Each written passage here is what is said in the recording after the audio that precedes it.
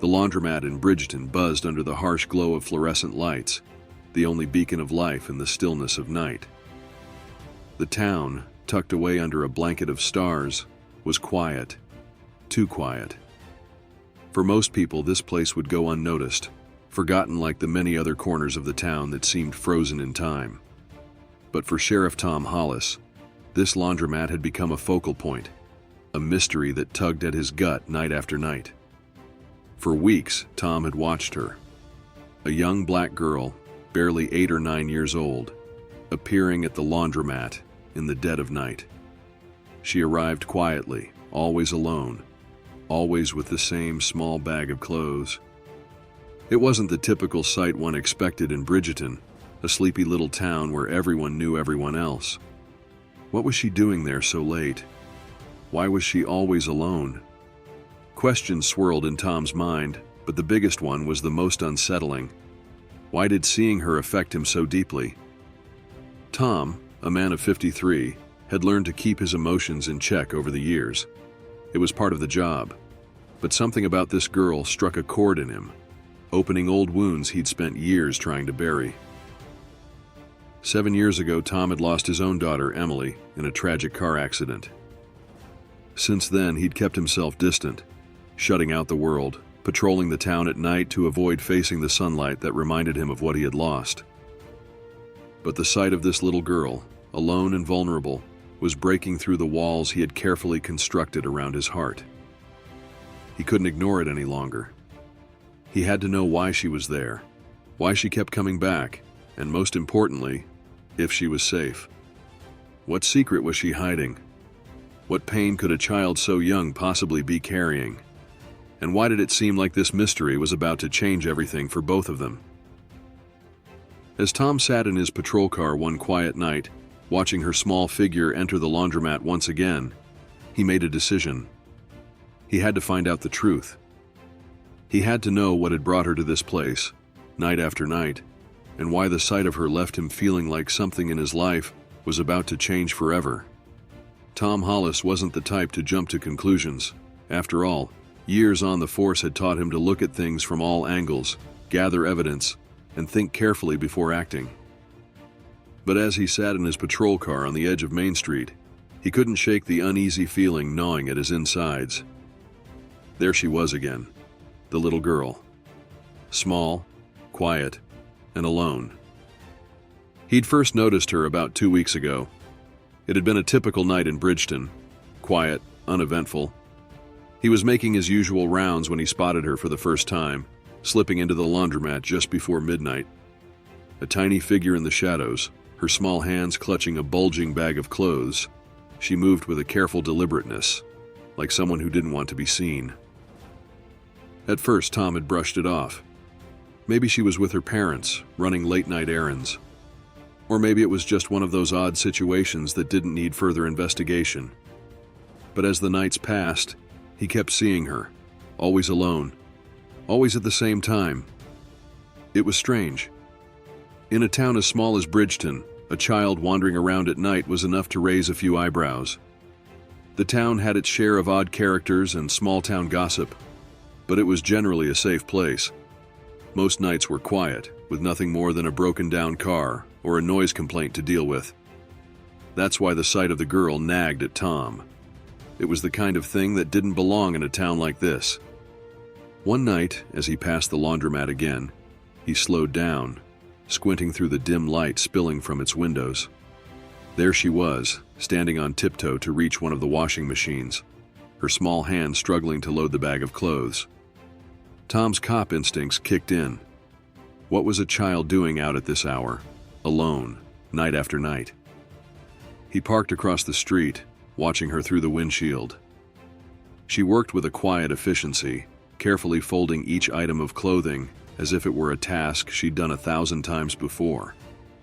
There was no sign of any adult, just her, methodical, silent, and focused. She couldn't have been more than 8 or 9, but she moved with the seriousness of someone far older. Tom sipped his lukewarm coffee, his brow furrowed in thought. Maybe there was a reasonable explanation for all this. Maybe her parents worked nights, and this was their only opportunity to get the laundry done. Or maybe they lived nearby, and the girl was just a little more independent than most kids her age. But something about the situation felt off. Still, Tom hesitated. What if he was overreacting? What if there was no real reason to interfere? He was the sheriff, but he wasn't in the habit of sticking his nose into every small thing he saw. He had to pick his battles. And yet, as he sat there, watching the girl fold and sort, he couldn't shake the feeling that there was more to this story than met the eye. He watched her for a few more minutes before finally pulling away. It was late, and he still had rounds to finish. But as he drove off, the image of her small figure, standing alone in the dimly lit laundromat, stuck with him. He tried to push it out of his mind, but it lingered, gnawing at him. Over the next few days, Tom made a point to drive past the laundromat more frequently. Each time the girl was there, same time, same place, same routine. She'd arrive just before midnight, slip inside, and spend hours quietly doing laundry. There was never anyone else with her, no sign of a parent or guardian. It was as if she existed in her own little world, untouched by the town around her. Tom's curiosity grew. He started adjusting his route so that he'd pass the laundromat at different times, hoping to catch a glimpse of where the girl came from. But each time, she seemed to appear out of nowhere, like a ghost in the night. She'd round the corner just as he arrived, slipping into the laundromat with her bag of clothes. The more he watched, the more the questions piled up. Where was she coming from? Where were her parents? Why was she doing laundry so late at night, all alone? One evening, as Tom sat parked across the street, two women walked by, their voices low but caring in the stillness of the night. Tom caught snatches of their conversation. "That little girl's here again, every night like clockwork." "I know, it's not right. A child shouldn't be out this late." "I've been thinking about calling social services." The women's voices faded as they continued down the street, but their words echoed in Tom's mind. So it wasn't just him. Other people had noticed too. The town was beginning to talk, and with good reason. A child wandering around at night was a cause for concern in any circumstance, but in a place like Bridgeton, it was downright unusual. Tom sat in his car, wrestling with his thoughts. He knew he should do something, talk to the girl, find out what was going on. But something held him back. Maybe it was the memory of his own daughter, the way quick judgments and hasty actions had led to misunderstandings in the past. Or maybe it was the quiet strength he saw in the girl, the way she went about her task with a kind of determination that seemed far beyond her years. He couldn't shake the feeling that there was more to this than met the eye. But he also couldn't barge in and start asking questions without understanding the full picture. This wasn't a criminal investigation, and the last thing he wanted was to scare the girl away.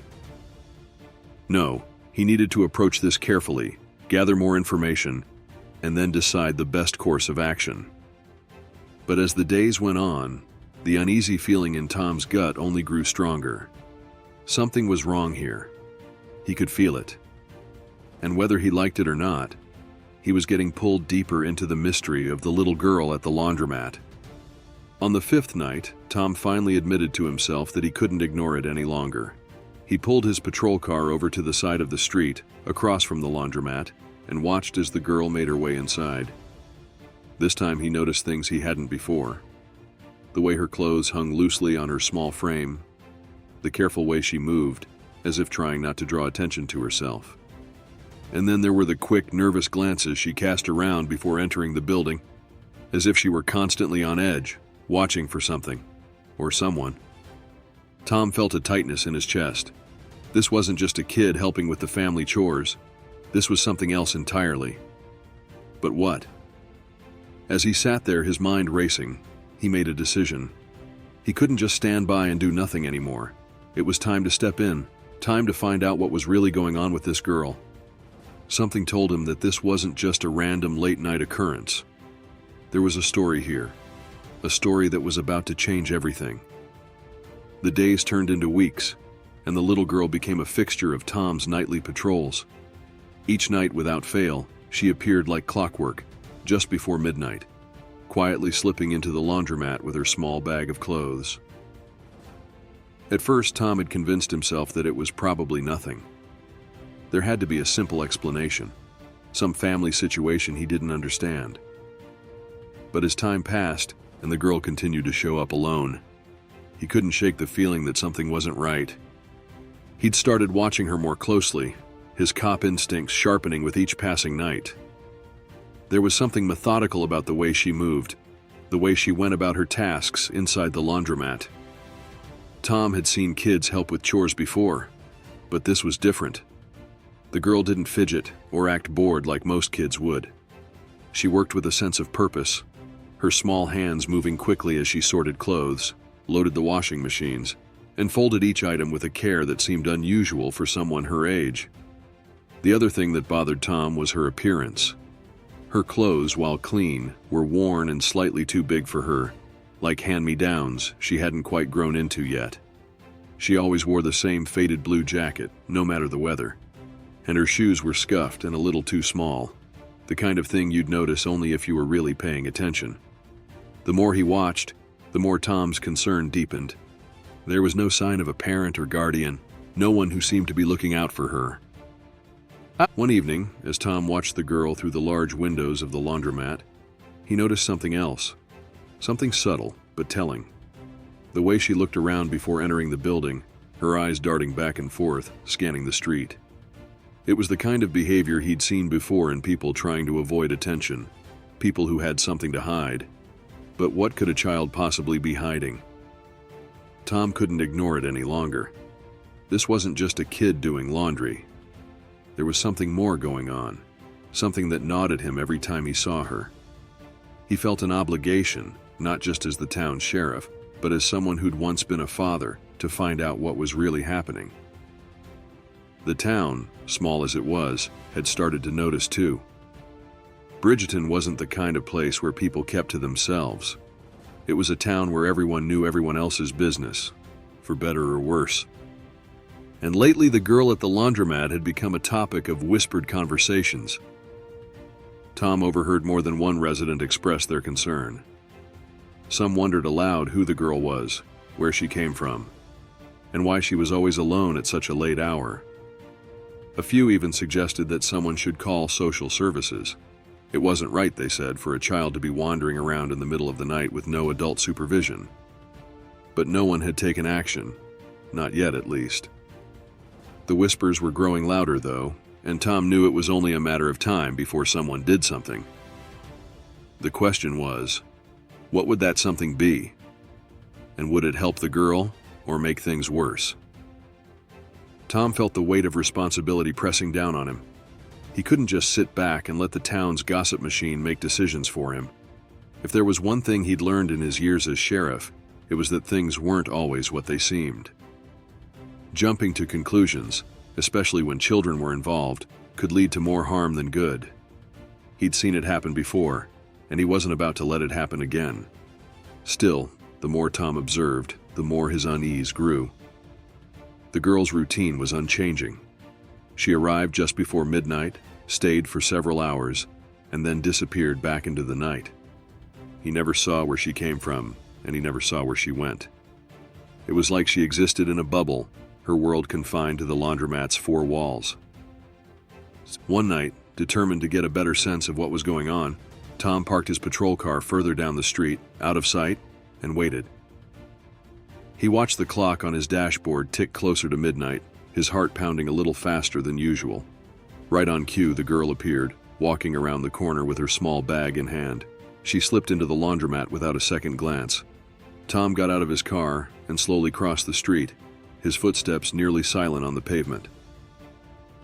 As he approached the laundromat, he paused, peering through the large windows.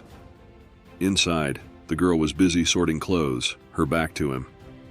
He watched her for a moment, his mind racing with questions. Why was she here? Where were her parents? And what would he do once he had the answers? His instincts told him to go inside, to ask her directly. But something held him back. Maybe it was the look on her face, the way she moved with a quiet determination, like someone who had learned to take care of themselves. Or maybe it was the memory of his own daughter, Emily, who had once been just as small, just as innocent. Tom felt a lump form in his throat. Emily had been everything to him. Losing her had torn his world apart, left a hole in his heart that had never fully healed. He'd buried himself in his work, taken the night shifts to avoid the daylight hours when the memories were too fresh, too painful. But this girl, with her quiet strength and haunted eyes, was stirring up emotions he'd long thought buried. He knew he had to tread carefully. The last thing he wanted was to scare her off or make her feel like she was in trouble. But he also couldn't just stand by and do nothing. If she was in danger, or if something was wrong, he had to find out. He owed it to her, and to himself, to figure out what was really going on.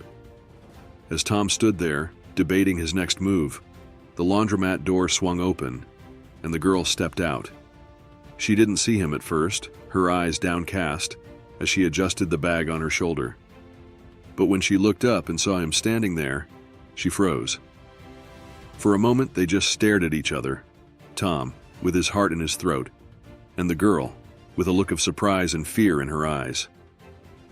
"Hey there," Tom said softly, trying to keep his voice gentle. "I'm Sheriff Hollis. I've noticed you here a lot lately. Everything okay?" The girl didn't respond. She just stood there, her small body tense, like a deer caught in headlights. Tom could see the fear in her eyes, the way her hands clutched the strap of her bag a little tighter. He knew that look. It was the look of someone who'd learned not to trust too easily. "I'm not here to cause any trouble," Tom said, taking a small step forward. "I just want to make sure you're all right." Still, the girl didn't speak. She just watched him, her dark eyes wary, as if waiting for him to make the next move. Tom could feel the weight of the moment pressing down on him. He didn't want to push her, but he also didn't want to let her walk away without getting some answers. "Is there someone you're here with?" he asked gently. "A parent or someone?" The girl shook her head just once, barely perceptible. "Do they know you're out here?" Another shake of the head. Tom's heart sank. He didn't know what he'd been expecting, but the confirmation that she was truly alone hit him harder than he'd anticipated. He took a deep breath, trying to figure out what to say next. He didn't want to overwhelm her, but he needed to know more. "Is there somewhere you live? Somewhere you go after this?" The girl hesitated, then nodded slowly. "Okay," Tom said, nodding along, relieved that she had at least some kind of shelter. "That's good, but you're here every night. It's late. Aren't you tired?" The girl's eyes flicked down to the ground, and for a brief moment, Tom thought he saw a flicker of something. Pain, maybe, or exhaustion. She looked so small, so fragile, standing there under the harsh fluorescent lights of the laundromat. He wanted to help her, but he didn't know how. "I'm not going to make you do anything you don't want to," Tom said softly, crouching down, so he was at E-level with her. "But if you need help, I can help. That's what I'm here for." For a moment, the girl just stood there, staring at him. Then, without a word, she turned and walked away, disappearing into the shadows of the night. Tom stood up, his heart heavy, watching her go. He didn't follow her. Something told him that if he pushed too hard, he might scare her off for good. But as he watched her disappear around the corner, he made a promise to himself. He wasn't done with this, not by a long shot. He was going to figure out what was going on with that little girl, and he was going to help her, whatever it took. The memory of the girl lingered with Tom long after she disappeared into the shadows that night. He found himself thinking about her constantly, wondering where she went, what her life was like beyond the laundromat, and why she was always alone. But it wasn't just curiosity driving him. It was something deeper, something more painful, that gnawed at him in ways he hadn't felt in years. Tom had learned long ago that grief was a quiet companion. It didn't scream or shout. It whispered, creeping up on you when you least expected it. After the accident that took his wife and daughter, Tom had tried to lock that grief away. He buried himself in his work, took the night shifts no one else wanted, and lived for the quiet, uneventful hours when he could drive through the empty streets of Bridgeton and pretend, if only for a while, that his life hadn't fallen apart. But grief was persistent, and now it was resurfacing, brought to life by the sight of the little girl who reminded him so much of his own Emily. 7 years had passed since the accident, but it felt like only yesterday. Tom could still remember the way the phone rang in the middle of the day, the shrill sound cutting through the quiet of the police station. He'd answered it without thinking, expecting it to be just another routine call. But the voice on the other end wasn't delivering routine news. It was the hospital, telling him that his wife Sarah and daughter Emily had been in a car accident. A drunk driver had run a red light, hitting their car with devastating force. Sarah had died instantly, and Emily had held on for a few hours before slipping away. Tom had arrived at the hospital too late. By the time he got there, Emily was gone, and the weight of that loss had crushed him in ways he could never fully explain. He'd failed them. He wasn't there when they needed him most, and no amount of years, no amount of work, could make up for that. In the years that followed, Tom had become a shadow of the man he once was. He threw himself into his job, not because he cared about it, but because it was the only thing that kept him from completely falling apart. The night shifts became his refuge. There was something comforting about the darkness, something that helped him forget, if only for a few hours, about the bright, happy life he'd once had. But now, that darkness was no longer enough to shield him. The girl at the laundromat had stirred something inside him, something he thought he'd buried long ago. She reminded him of Emily, not in appearance, but in the way she carried herself, the quiet strength she seemed to possess despite her young age. Emily had been like that too, strong, determined, always wanting to help, always eager to prove she could do things on her own. And just like this girl, Emily had seemed far older than her years, wise beyond her age, in ways that sometimes surprised even him. Tom often wondered what Emily would have been like if she had lived. She would have been 16 by now, a teenager. He tried to picture it sometimes, the way she would have looked, the things she would have been interested in. Would she have been into sports? Art? Music? He'd never know. All of those possibilities had been taken from him in a single moment of reckless, senseless tragedy. And now, here was this girl, a stranger, who had suddenly become the focal point of all those unresolved feelings, all that grief Tom had been trying to push down for so long. He didn't know why he felt so drawn to her, why her presence at the laundromat affected him so deeply. But he couldn't deny it. Every time he saw her, it was like seeing a ghost from his past, a reminder of the daughter he'd lost and the man he used to be. As the days passed, Tom found it harder and harder to stay detached. He wanted to help this girl, to protect her in ways he hadn't been able to protect Emily. But part of him was terrified too. What if he couldn't help her? What if he failed her the way he'd failed his own family? Late one night, as Tom sat in his patrol car parked near the laundromat, he found himself staring at the small photo he kept tucked into the corner of the dashboard. It was the only photo he had left of Sarah and Emily together. In the picture, Sarah was smiling, her arm wrapped around Emily, who was grinning up at the camera, her pigtails bouncing as she held up a finger, proudly showing she was this many, 4 years old. Tom swallowed hard, his chest tightening as he traced the edges of the photo with his thumb. 7 years had passed, and yet the pain was still there, lurking just beneath the surface, waiting for moments like this to remind him of everything he had lost. His thoughts drifted back to the girl at the laundromat. She was about the same age Emily had been when she died, 8, maybe 9 years old. What was her story? Where were her parents? Why was she always alone? Tom clenched his jaw, forcing himself to push those thoughts aside. He couldn't afford to get too emotionally involved. Not yet. He had to approach this like a cop, not a father. If there was something wrong, if she was in danger, he needed to find out the facts first. But the more he thought about it, the more he realized that this wasn't just about facts or evidence. This was personal. Whether he liked it or not, his emotions were involved. He couldn't help but see Emily and that little girl. And that scared him, because it meant that if something happened to her, if she was hurt or worse, it would feel like losing his daughter all over again.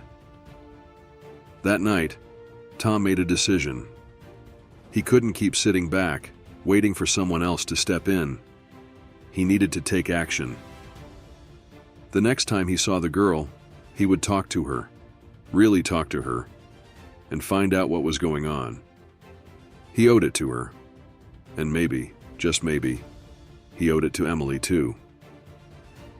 The following evening, as Tom drove his usual patrol route, he felt a sense of dread building in his chest. He didn't know why, but something about tonight felt different. The streets were unusually quiet, even for Bridgerton. The air was thick with the promise of rain, the clouds hanging low and heavy in the sky.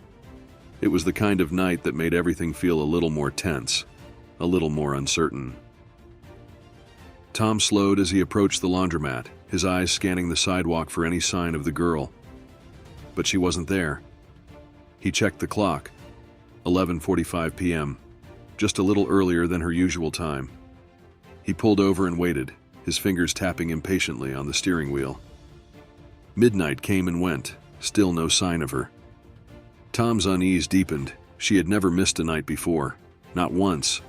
What if something had happened? What if... He cut the thought off before it could fully form, his mind racing with possibilities. Maybe she was just running late. Or maybe, for once, her parents had stepped in and taken care of things. But somehow, Tom doubted that. He waited another 15 minutes, his stomach churning with anxiety, before he finally decided to take a drive around the block. Maybe he'd see her on her way to the laundromat. Maybe he'd find her, safe and sound, and this knot of fear in his chest would loosen. But as Tom circled the neighborhood, his headlights cutting through the darkness, there was no sign of the girl. He drove past the houses, the closed shops, the empty streets, his heart pounding a little harder with each block. Where was she? Where had she gone? It wasn't until he passed the old cemetery at the edge of town that he saw something. A small figure, barely visible in the shadows, slipping through the iron gate and disappearing into the rows of headstones. Tom's heart skipped a beat. It was her. Without thinking, he pulled over and got out of the car, his feet moving before his mind could catch up. He crossed the street and approached the cemetery gate, his eyes straining to see through the darkness. The moon was hidden behind thick clouds, casting the entire place in deep, impenetrable shadow. But he could hear her, the sound of small footsteps moving quickly over the gravel path. "Hey!" Tom called out, his voice louder than he intended. "Wait, please!" The footsteps stopped for a moment, and then there was silence. Tom quickened his pace, moving deeper into the cemetery, his eyes scanning the rows of headstones, the towering trees that cast long, eerie shadows over the graves. "Please, I just want to help," Tom called again, his voice softer this time.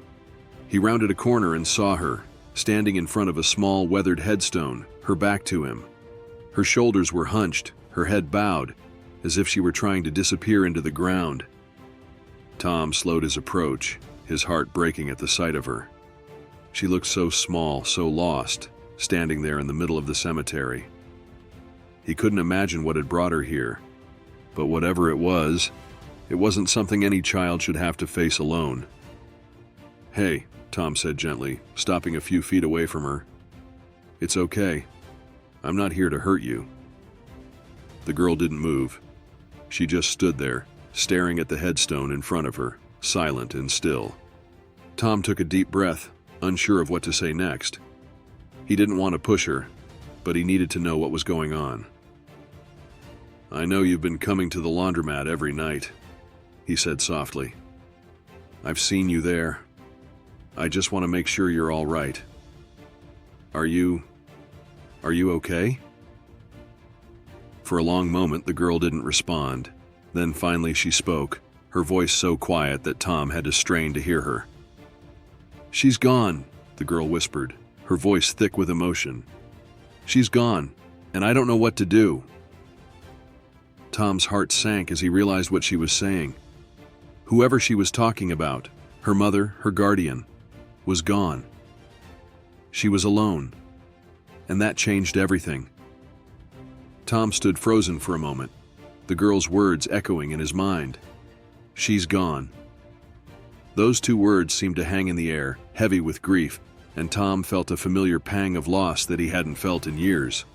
He didn't know who the girl was talking about, her mother most likely, but the weight of that statement was unmistakable. This little girl had no one. She was completely alone. Tom took a careful step closer, keeping his voice gentle. "Who's gone, sweetheart? Who are you talking about?" The girl didn't answer right away. She kept her gaze fixed on the small headstone in front of her, her tiny hands clutched tightly together as if trying to hold herself together. Tom could hear the tremor in her breathing, the way it caught in her throat. She was holding back tears. He could sense it, the way children do when they've learned that crying doesn't solve anything, when they've been forced to grow up too fast. Tom crouched down so that he was at her level, trying to make himself as non-threatening as possible. "It's okay," he said softly. "You can tell me. I'm here to help." For a long moment the girl was silent. Then in a voice so small it was almost a whisper, she said, "My mom." Tom felt his heart constrict. He had suspected it, but hearing it from her own mouth made it real. This little girl, no older than 8 or 9, had lost her mother. And now, it seemed, she had no one else to turn to. "What happened to your mom?" Tom asked gently, keeping his voice low and calm. He didn't want to push her, but he needed to understand the situation. The girl sniffed, wiping her nose with the sleeve of her oversized jacket. "She got sick," she said, her voice trembling. "Real sick. And then she didn't wake up." Tom swallowed hard, his chest tightening. He knew that kind of loss all too well, and hearing it from someone so young made it all the more heartbreaking. "I'm so sorry," Tom said softly. "That must have been really hard for you." The girl nodded, still staring at the headstone. She didn't cry, but Tom could see the weight of her grief in the way she held herself, the way her small body seemed to carry the burden of something much too heavy for someone her age. Tom's mind raced. If her mother was gone, then where had she been living? How had she been surviving all this time? The laundromat? Was she staying there every night? "Do you have anywhere to go?" Tom asked carefully, not wanting to overwhelm her. "Anyone who's looking after you?" The girl shook her head slowly. "No," she whispered. "It's just me now." Tom felt a surge of protectiveness well up inside him. The girl's voice was so small, so resigned, and it broke his heart. She had been alone this whole time, living in the shadows, trying to survive on her own. It was a thought he couldn't bear. "You've been staying at the laundromat?" Tom asked, though he already knew the answer. The girl nodded again. "It's warm there," she said quietly, "and no one bothers me." Tom clenched his jaw, trying to keep his emotions in check. He couldn't imagine what this little girl had been through, what it must have been like to lose her mother and then have to fend for herself, night after night. He wanted to help her, to protect her, but he knew he had to tread carefully. She didn't know him, and he didn't want to scare her off. "I'm really sorry about your mom," Tom said, his voice thick with emotion. "But you don't have to be alone anymore. I can help you. We can figure this out together, okay?" The girl looked up at him for the first time, her dark eyes filled with a mixture of fear and uncertainty. "Why do you want to help me?" she asked, her voice barely above a whisper. There was a note of suspicion in her tone, the kind that only comes from someone who's been let down too many times before. Tom felt a lump form in his throat. He wanted to tell her everything, that she reminded him of his own daughter, that he couldn't stand the thought of another child being lost to the world. But he knew that was too much to explain right now. Instead, he kept it simple. "Because it's the right thing to do," he said softly, "and because no one should have to go through this alone, especially not a kid." The girl stared at him for a long moment, as if trying to decide whether she could trust him. Then slowly, she nodded. Tom let out a breath he didn't realize he'd been holding. "Okay," he said gently. "Let's get you somewhere safe, all right?"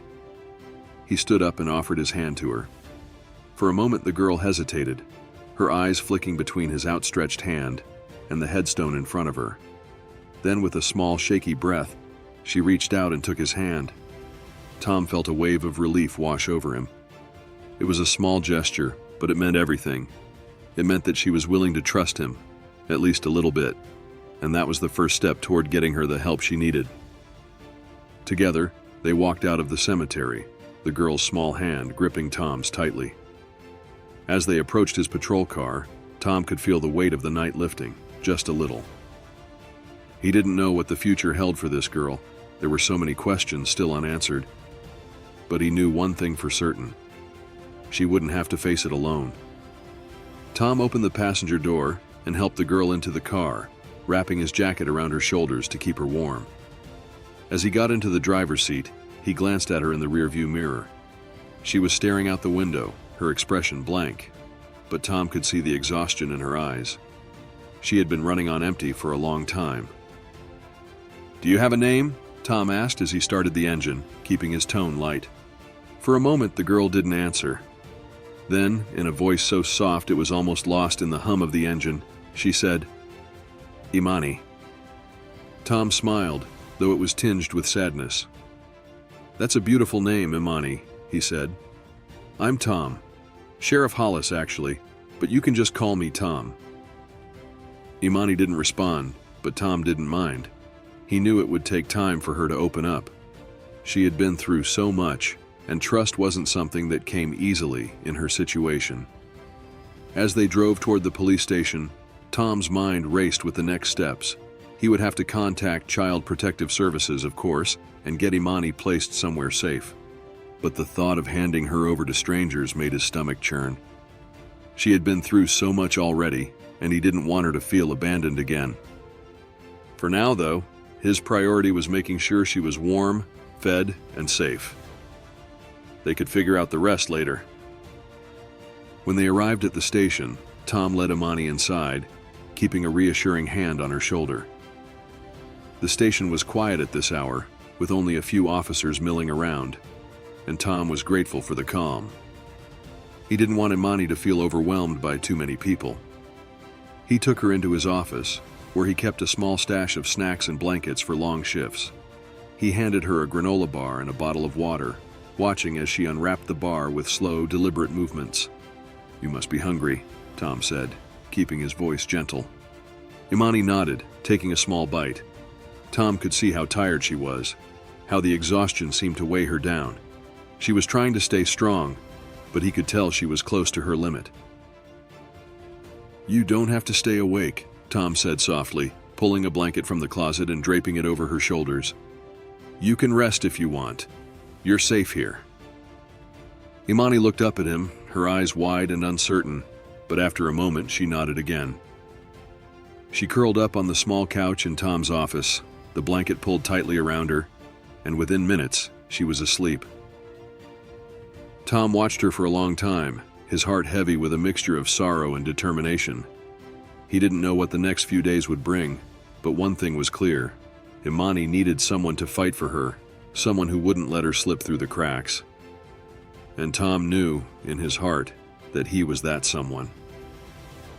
As he sat down at his desk, Tom glanced at the photo of his wife and daughter on the dashboard. Sarah and Emily, the family he had lost. But now there was someone else in his life, someone who needed him.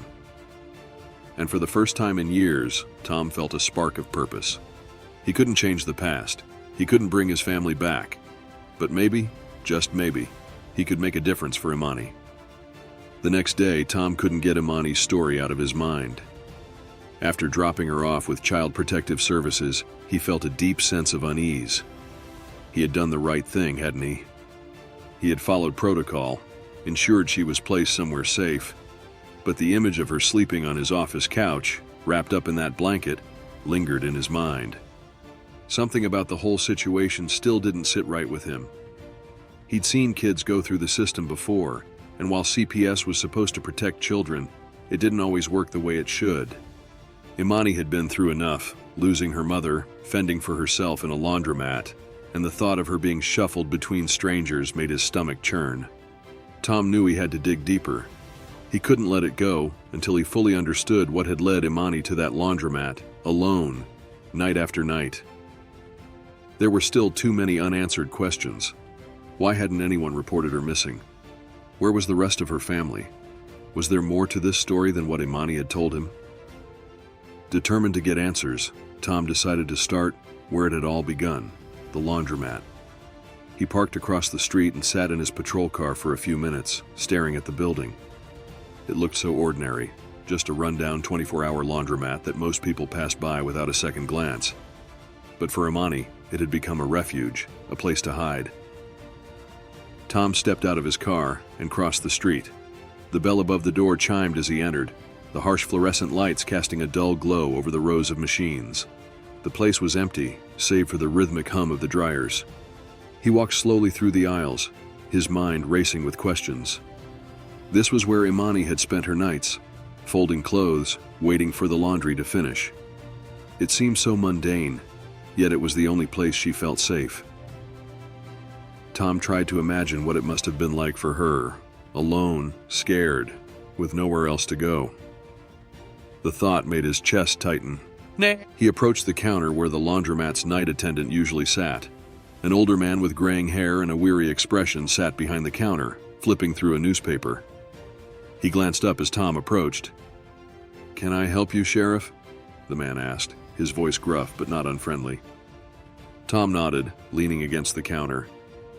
"I'm looking for some information," he said, "about a girl who's been coming in here late at night. A young black girl, around 8 or 9 years old. Have you seen her?" The man raised an eyebrow. "Yeah, I've seen her," he said. "She comes in most nights. Quiet kid. Keeps to herself." "Do you know anything about her?" Tom pressed. "Where she's from, where she goes after she leaves here?" The man shrugged. "Nope. She comes in, does her laundry, and leaves. I've never asked her any questions. Figured it wasn't my business." Tom frowned. "You didn't think it was strange? A kid, alone, in the middle of the night?" The man sighed, folding his newspaper and setting it aside.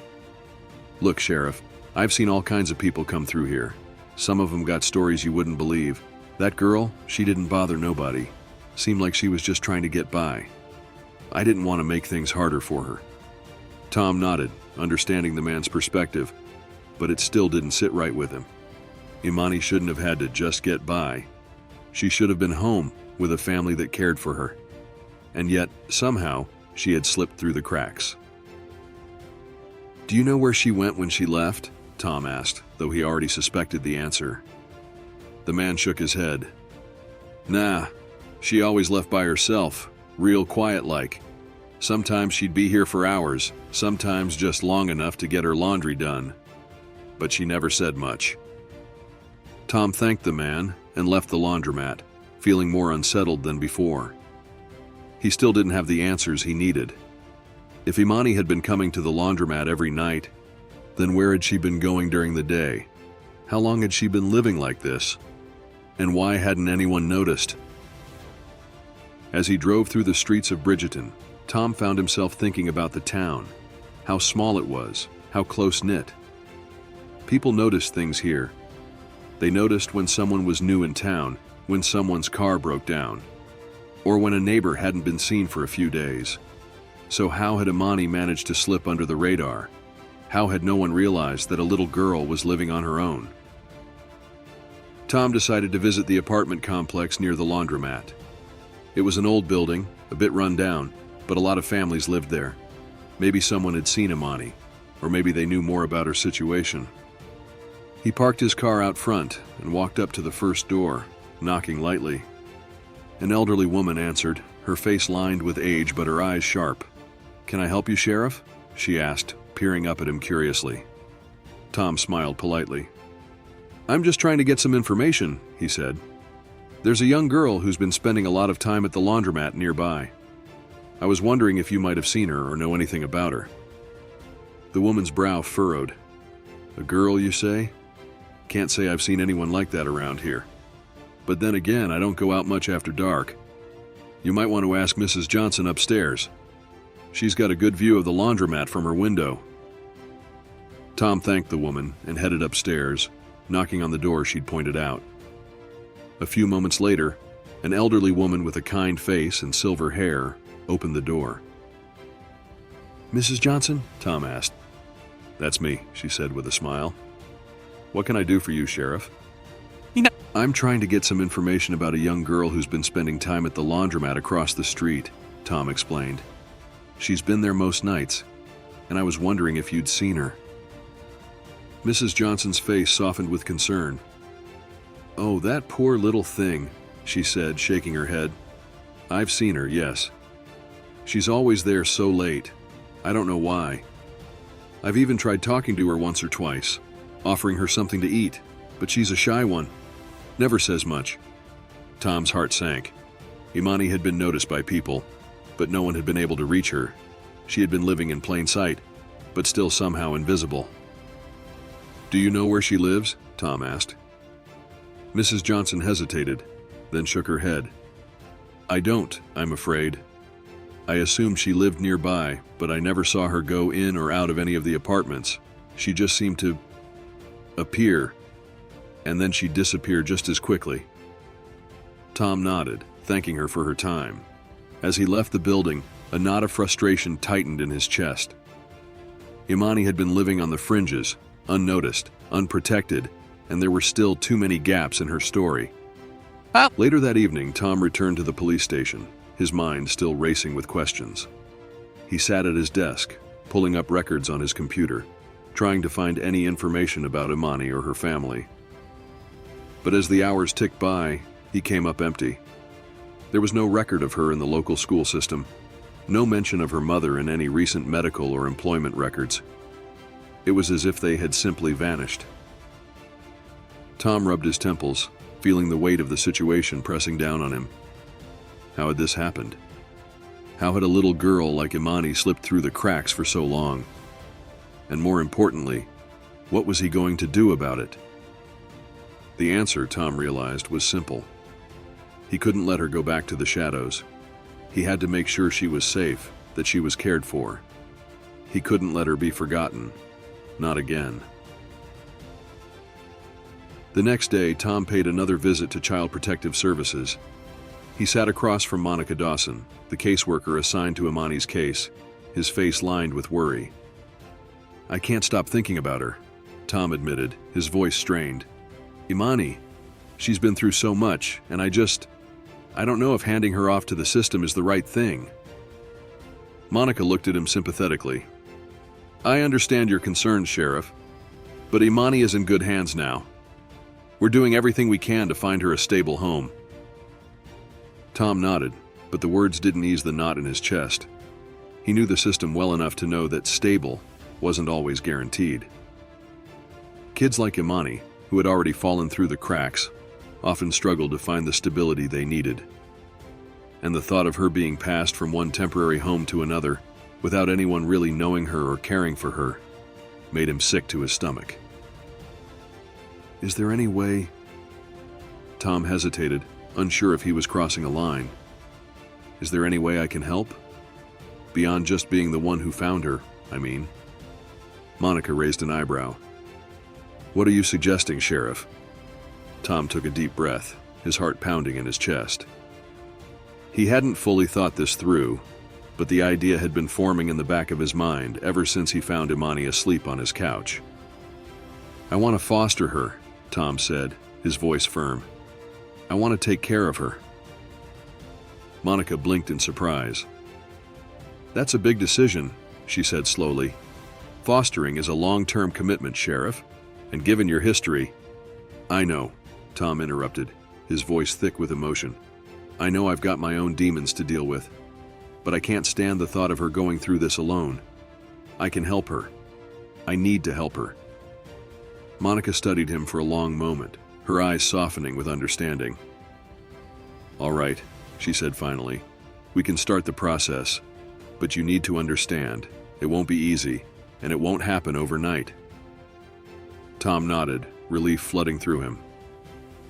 I understand, he said. Just tell me what I need to do. As Monica outlined the steps, Tom felt a sense of determination settle over him. This wasn't just about Imani anymore. It was about giving her a chance at a real life, a chance to heal from the pain she had endured. And maybe in helping her, Tom could finally begin to heal too. The next few days passed in a whirlwind of paperwork, home visits, and background checks. Tom found himself thrown into a world he hadn't expected to be part of. Meetings with social workers, interviews about his ability to care for a child, and discussions about Imani's needs. Each step felt like climbing a steep hill, but with every hurdle, Tom grew more certain that he was doing the right thing. Imani needed him, and the truth was, he needed her too. Imani had been placed in a temporary foster home while the process moved forward. But Tom couldn't shake the feeling that she was still out there, alone, scared, and waiting for someone to truly care.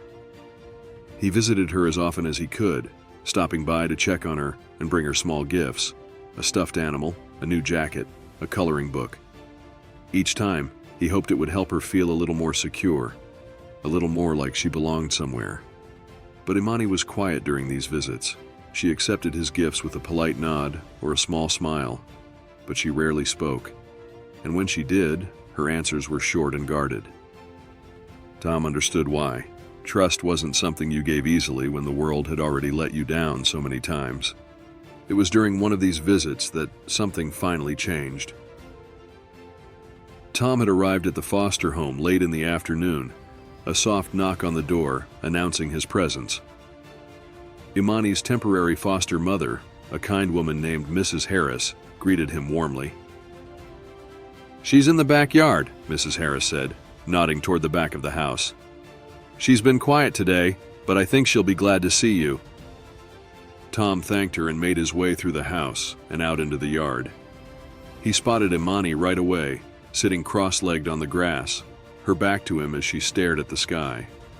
Her small frame looked even more fragile in the open space, and Tom felt that familiar ache in his chest as he approached her. "Hey, Imani," he said gently as he walked over and sat down beside her. She didn't respond at first. She just continued to stare at the sky, her eyes distant, lost in thought. Tom waited, giving her the space she needed. He knew better than to push. After a few moments, Imani finally spoke, her voice quiet and hesitant. "Do you think she can see me?" Tom frowned slightly, confused by the question. "Who?"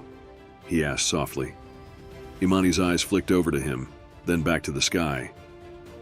"My mom," she said, her voice trembling just a little. "Do you think she can see me? From up there?" Tom felt his heart clench. He hadn't expected this. Imani had never really spoken about her mother, at least not in any meaningful way. But now, sitting here under the open sky, it seemed like something had shifted in her, like the weight of her grief was finally too heavy to bear alone. "I think she's watching over you," Tom said gently. "And I think she'd be really proud of you, Imani. You've been so strong." Imani's small hands fidgeted in her lap, her fingers picking at the grass beneath her. "I don't feel strong," she whispered. "I feel scared. All the time." Tom swallowed hard, fighting back the lump in his throat. "It's okay to be scared," he said softly. "After everything you've been through, it's okay to feel that way. But you're not alone anymore, Imani. You don't have to carry all of this by yourself." Imani's eyes flicked to him again, and for the first time, Tom saw something different in them, something vulnerable, something that made his chest tighten with emotion. She was letting him in, if only just a little. "I miss her so much," Imani whispered, her voice barely audible. "I didn't even get to say goodbye." Tom felt his heart break all over again. He couldn't imagine the pain she had been carrying, the weight of losing her mother and having no one to turn to. It reminded him too much of his own grief, the loss of Sarah and Emily, the way it had torn his world apart and left him feeling like he was drowning. "I know," Tom said softly.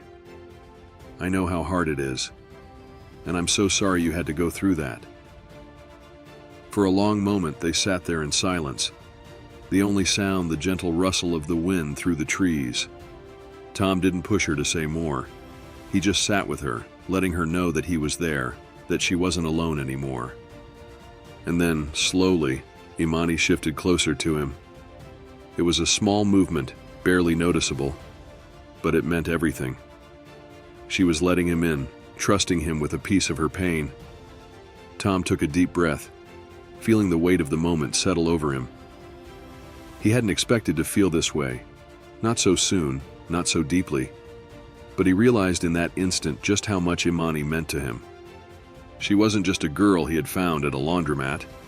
She was someone he cared about, someone he wanted to protect, someone who had already become a part of his life in ways he hadn't fully understood until now.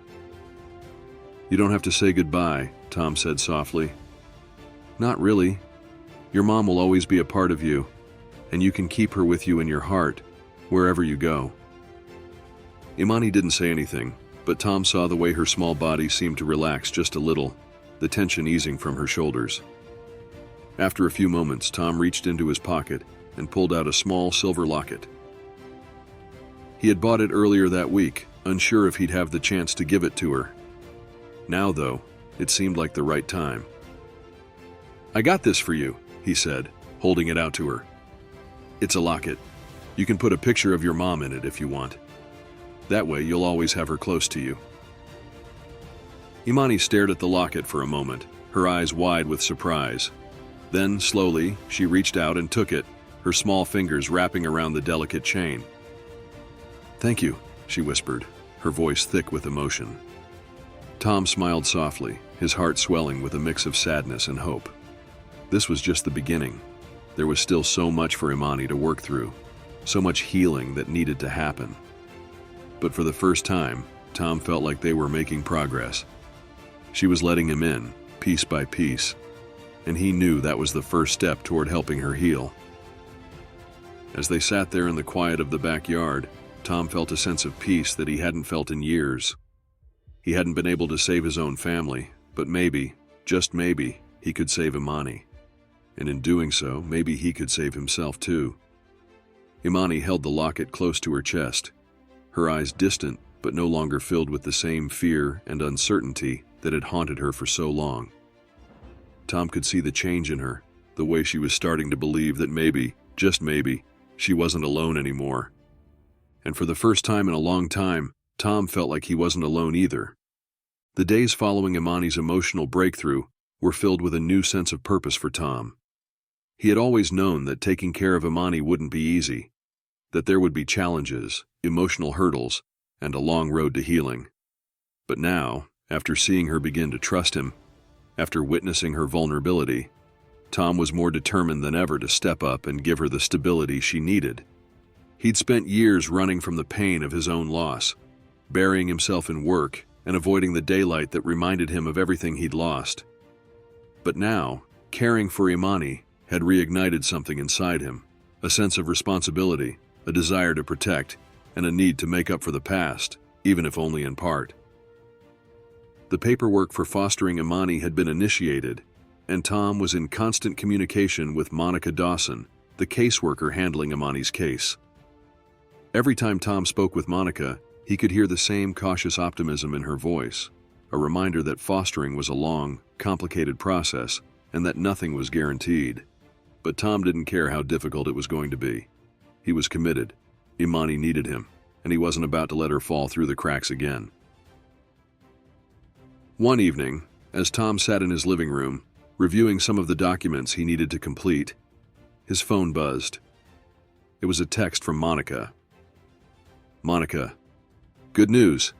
The initial background checks are all clear, and we're moving forward with the home assessment. Let's schedule a time next week." Tom smiled, feeling a wave of relief wash over him. He was making progress, and that meant he was one step closer to giving Imani the home she deserved. He looked around his house, suddenly aware of how empty it had felt for the past few years. The rooms were neat, the walls lined with framed photos of his past life.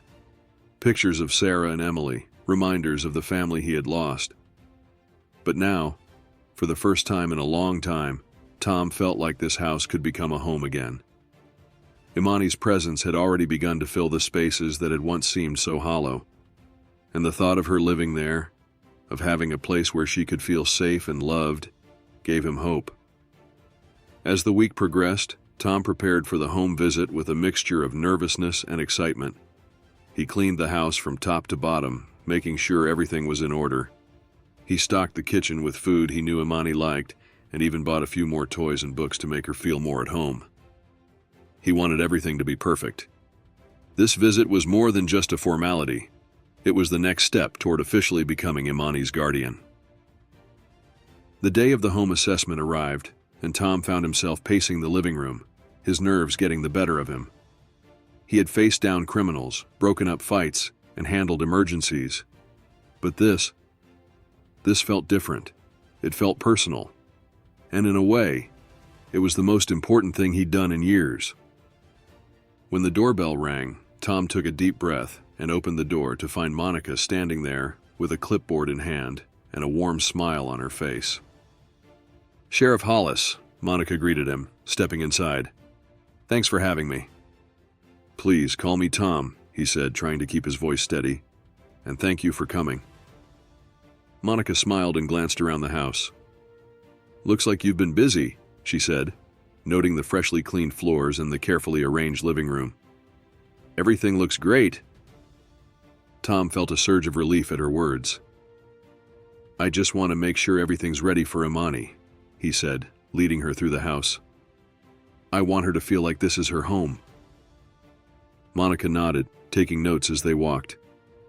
"That's the most important part," she said. "Imani's been through a lot, and she needs stability.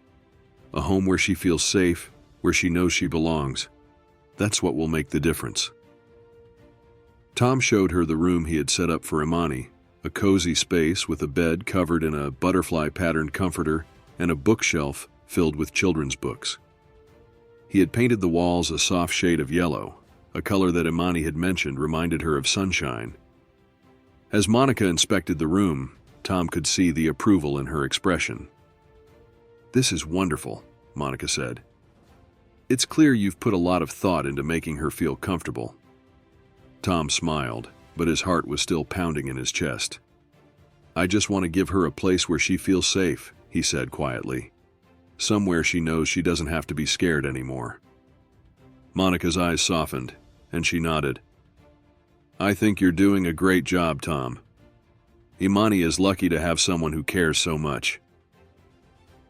The visit lasted another hour, with Monica asking questions about Tom's routine, his work schedule, and how he planned to balance his job as sheriff with taking care of Imani. Tom answered each question honestly, outlining the support he had from his colleagues and his plan to take time off when needed. By the time Monica left, Tom felt a sense of accomplishment. The visit had gone well, and he could tell that Monica believed in his commitment to Imani. It wasn't over yet. There were still more steps to complete, but Tom was determined to see it through. A few days later, Tom received a call from Monica. Her voice was warm and reassuring as she delivered the news. "Tom, I have good news," she said. "The home visit went well, and we're moving forward with your application to foster Imani. It's going to take some time to finalize everything, but based on what I've seen, I think you're a great fit." Tom felt a weight lift off his shoulders.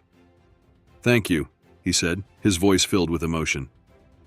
"That means a lot to me." Monica's tone softened. "You've done so much for Imani already, Tom.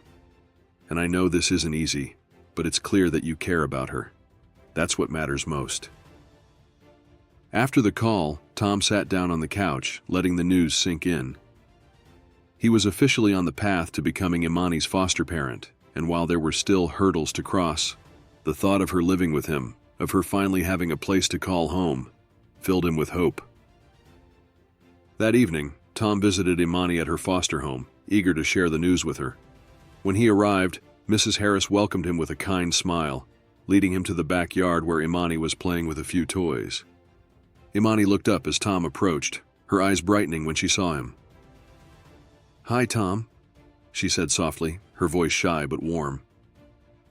"Hey, Imani," Tom said, crouching down beside her. "I have something to tell you." Imani tilted her head, curious. "What is it?" Tom smiled, his heart pounding with excitement. "Remember how we talked about you staying with me for a while?" he asked. "Well, it's happening. You're going to come live with me." Imani's eyes widened, and for a moment she seemed too stunned to speak. Then slowly, a smile spread across her face, a real, genuine smile that made Tom's heart swell with emotion. "Really?" she asked, her voice filled with a mix of disbelief and hope. "I get to live with you?" Tom nodded, his throat tight with emotion. "Yes, really," he said. "You're going to have your own room, and we'll be together. You won't have to be alone anymore, Imani. I promise." Imani's small hands reached out and grabbed Tom's, holding on tight. "Thank you," she whispered, her voice thick with emotion. "Thank you, Tom."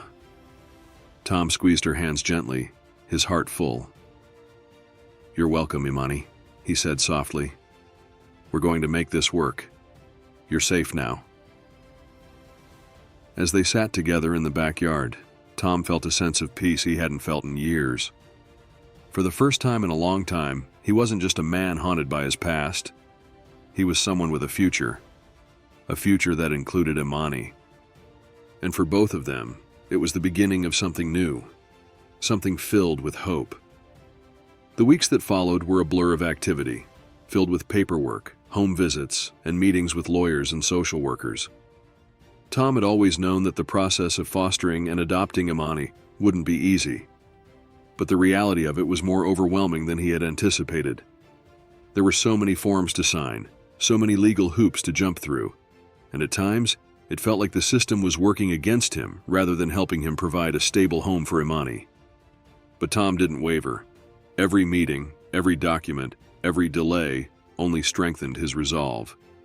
He had promised Imani that she wouldn't be alone anymore, and he intended to keep that promise. The thought of her being placed in another temporary home, shuffled between strangers who might not understand her the way he did, made his stomach churn. She needed stability, and more than that, she needed a family. Each day, Tom watched as Imani grew more comfortable in her new home. She had officially moved in a few weeks after the initial home assessment, and while the adoption process was still in its early stages, having her in his house had already begun to change the atmosphere. The once quiet, somber rooms were now filled with the sounds of life again. Imani's laughter, the soft pitter-patter of her feet as she ran through the hallways, the clinking of plates as they sat down for dinner together. Tom had set up routines for them. Every morning they had breakfast together, something as simple as pancakes or cereal, but it was a ritual that gave Imani a sense of normalcy. After school, they spent time reading or playing games, and every Saturday, they would make a trip to the laundromat, a tradition Imani had insisted on keeping. It was their special place now, no longer just a cold, fluorescent-lit refuge, but a symbol of where their journey had begun. One evening, as they sat on the porch together, Imani looked up at Tom with a serious expression on her face. "Tom," she said quietly, her voice tentative, Do you think you'll ever stop wanting me?" Tom felt his heart ache at the question. He knew it came from a place of deep insecurity, a fear that Imani had carried with her ever since she lost her mother and was left to fend for herself. She had been abandoned by the world before, and the idea that someone could truly want her, could truly love her and not leave, was still something she was learning to believe.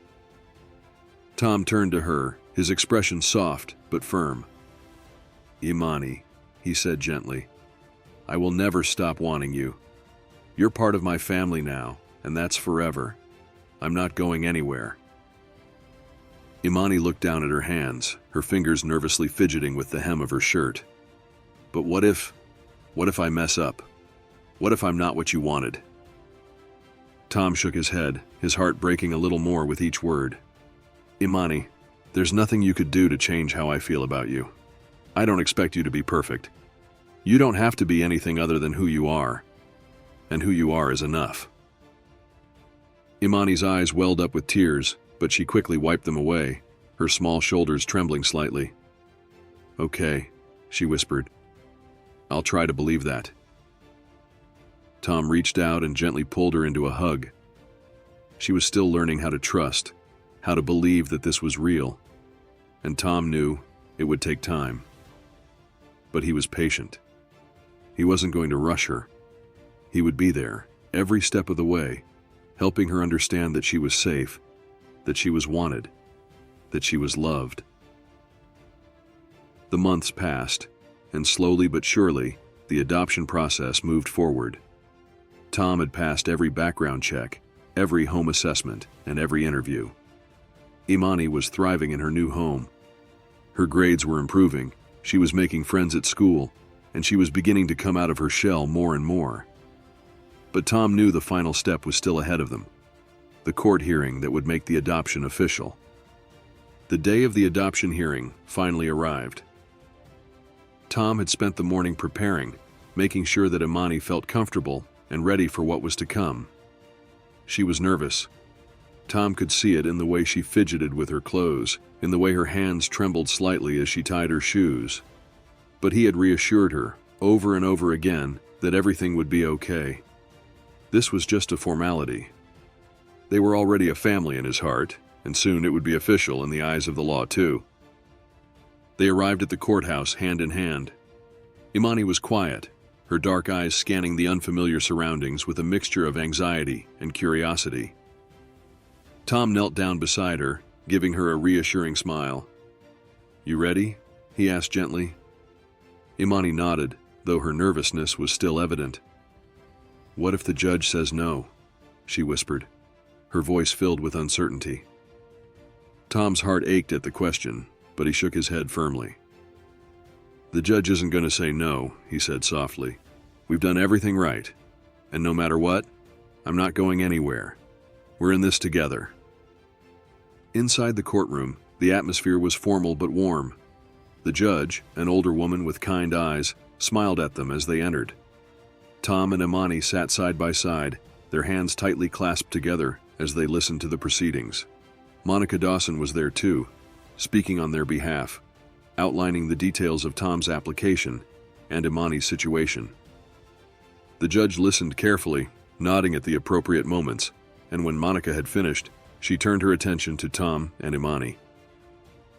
"Sheriff Hollis," the judge began, her voice calm and steady. "You've made quite a commitment to this young girl. Are you prepared to become her legal guardian, to provide for her, to care for her, and to ensure her well-being for the rest of her life?" Tom nodded, his voice thick with emotion. "Yes, Your Honor," he said. "I'm ready for all of it. Imani is already part of my family, and I'll do whatever it takes to give her the life she deserves." The judge smiled, her gaze shifting to Imani. "And what about you, Imani? Do you want to be part of Sheriff Hollis's family? Are you happy living with him?" Imani looked up at Tom, her eyes wide with a mixture of nervousness and hope. Then slowly she nodded. "Yes," she said quietly. "I want to stay with him. I feel safe with him." The judge's smile widened.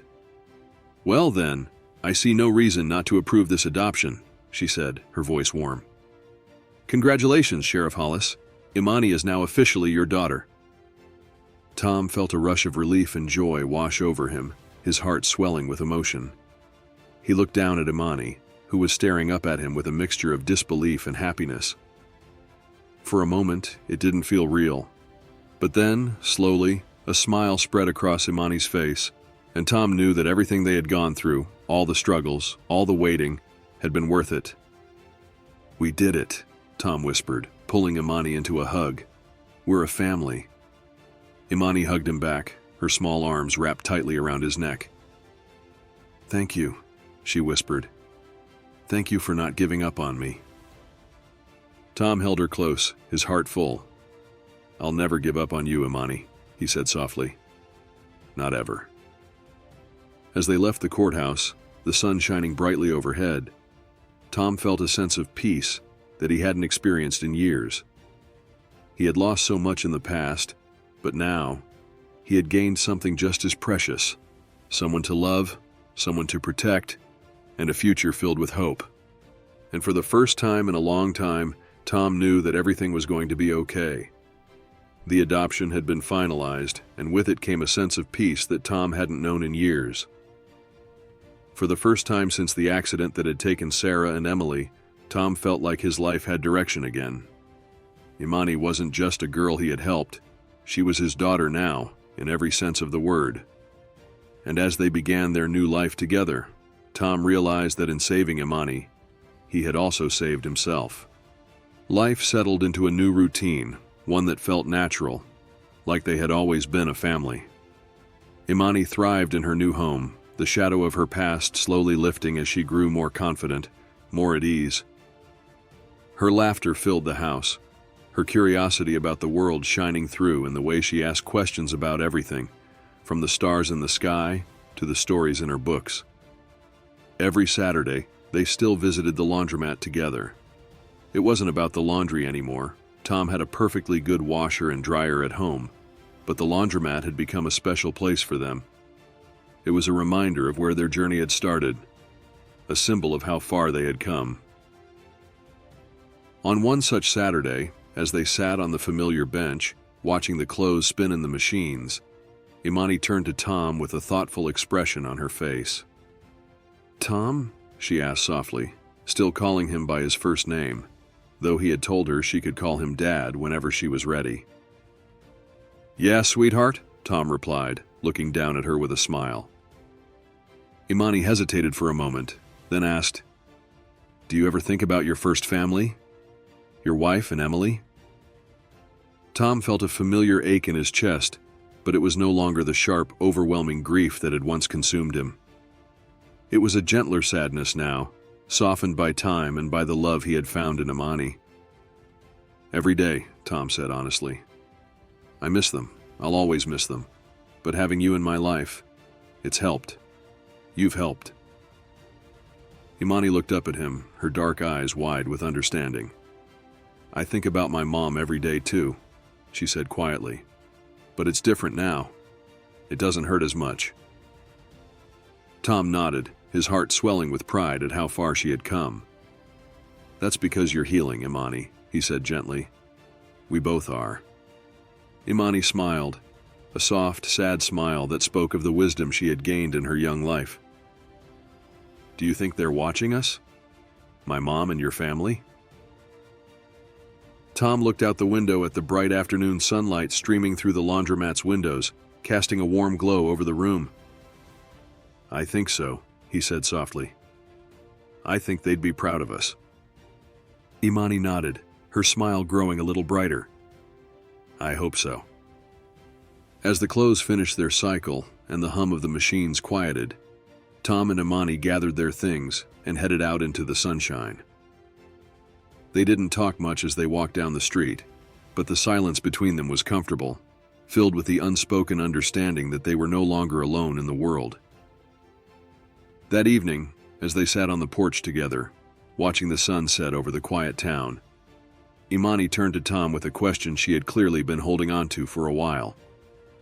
"Tom," she said hesitantly, "do you think it's okay if I start calling you Dad?" Tom felt his heart swell with emotion. It was a small thing, a word, but to him it meant everything. He had waited patiently, never pushing her, knowing that Imani needed to come to that decision on her own. And now, hearing her ask, hearing the uncertainty and hope in her voice, he knew that it was a sign of how far they had come. Tom smiled, his eyes misting with emotion. "Of course, Imani," he said softly. "I would love that." Imani's face lit up with a smile, and in that moment, Tom felt like everything had come full circle. He had lost so much, but he had also gained something just as precious: a daughter, a new family, and a future filled with love and hope. From that day on, Imani called him Dad. It was still new, still something she was getting used to, but each time she said it, Tom felt his heart swell with joy. He had never imagined that his life would take this path, but now that it had, He wouldn't have traded it for anything. As the months passed, their bond deepened. They celebrated birthdays and holidays together, shared quiet moments over breakfast, and created new traditions that were just for them. Tom even introduced Imani to some of his colleagues at the police station, and she quickly won them over with her quiet charm and bright smile. It was clear to everyone who met her that Imani had found her place in the world, and that place was with Tom. One sunny afternoon, as they were driving home from school, Imani turned to Tom with a thoughtful look on her face. "Dad," she began, testing the word out, as she had been doing more and more lately. "Can we visit your family? The cemetery, I mean." Tom was quiet for a moment, his heart tightening at the request. He hadn't visited Sarah and Emily's graves in a long time, not since the early days after the accident. The pain of their loss had been too much to bear, and he had avoided the cemetery, afraid that the memories would overwhelm him. But now, with Imani by his side, it felt different. He wasn't alone anymore. And maybe, just maybe, it was time to face that part of his past. "Yeah," Tom said softly. "I think it's time." That weekend, they made the trip to the cemetery together. It was a quiet, peaceful place, surrounded by tall trees and rolling hills. Tom led Imani to the graves of Sarah and Emily, his heart heavy but steady. The pain was still there, but it wasn't unbearable anymore. He had found a way to live with it, to move forward while still honoring their memory. Imani knelt down and placed a small bouquet of flowers on each grave, her movement slow and deliberate. "Hi," she whispered, her voice soft but strong. "I'm Imani. I wish I could have met you. But don't worry, I'll take care of Dad." Tom felt tears prick at the corners of his eyes. But they weren't tears of sorrow. They were tears of gratitude, of love, of the understanding that life, even after so much loss, could still be beautiful. As they left the cemetery walking hand in hand, Tom felt a sense of peace settle over him. He had made peace with his past, and now he had a future to look forward to. A future with Imani, his daughter. Life wasn't perfect. There were still challenges ahead, still moments of uncertainty and fear. But Tom knew that they would face those challenges together, as a family. And in the end, that was all that mattered. As the sun set behind them, casting a warm golden light over the town of Bridgeton, Tom looked down at Imani, and she smiled up at him.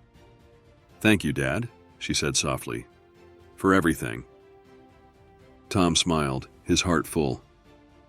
"Thank you, Imani," he replied, "for saving me." And with that, they walked forward together, ready to face whatever the future might hold, together as a family.